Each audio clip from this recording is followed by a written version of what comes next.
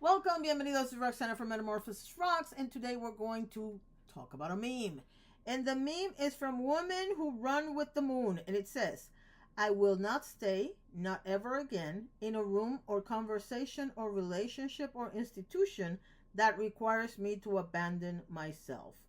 Said by Glennon Doyle. No, I don't know who Glennon Doyle is. I'm pretty sure I know, but I just don't remember and I'm not paying attention. One thing that I need you to understand is that when I like a quote, I don't necessarily think somebody's subtweeting or whatever, somebody else. I just like the quote. So I love this quote. And why do I love this quote? Because we all do this. We all have this really bad habit of staying in situations that we shouldn't stay in, either out of the fear of the unknown, or because you're worried of what they're going to say behind your back, or because you feel like you're being disloyal if you abandon a situation. And what you have to realize is that if you're feeling like you're not welcome, it's because you're probably not.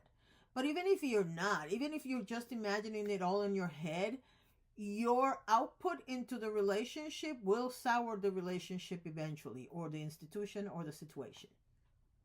So instead of staying in situations that you don't want to stay in, because I know people that stay in institutions or jobs, let me say it that way, people that stay in jobs not because they can't find another job, because most of them can, but they stay in the job because they're scared of losing the connection with the people that they were working on, or this other stuff. But let me be honest with you.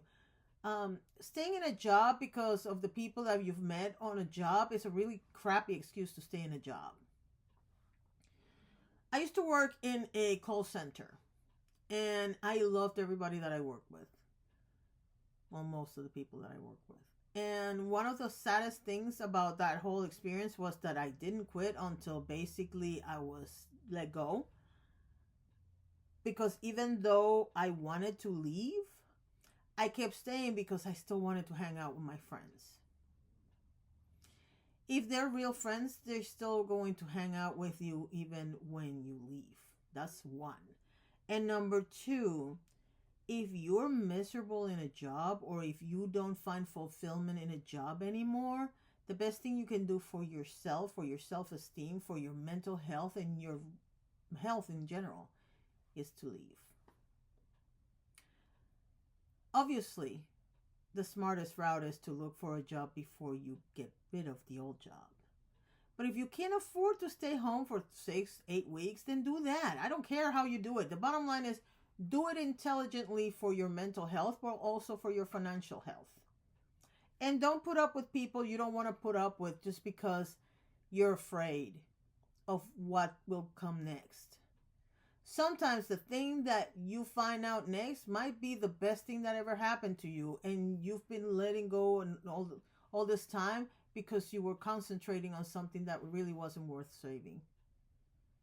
That is also true in relationships. Unfortunately, we tend to stay with friends, with people that loved ones, longer than we have to for many reasons. People sometimes think that blood is thicker than water, and that is bullshit. Not everybody that is your blood relative is meant to be in your life. They sometimes are there to teach you a lesson about what you will not stand for. I have family members that I have never met, and I talk to them online all the time, and I adore them. I have people in my life that are family members that I actually know, and I would never speak to them again. Sometimes they have done things to my parents. Sometimes they're just horrible people that I don't want to be associated with.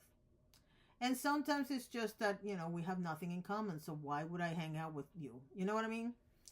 I come from a family where we had very split situations. We had a bunch of cousins that were born 10 to 15 years before we were. My brothers were in the same age group. So they would have gotten, if they would have lived that long, they would have still be hanging out with them. But then we have the younger generation, which is the group where I'm in and my sister was in, who were born, they were born in the 50s. We were born in the 60s. And so it's not because Generation X versus boomers, although there is a little bit of that. It's more of a, they still act like parents to the younger generation kind of thing.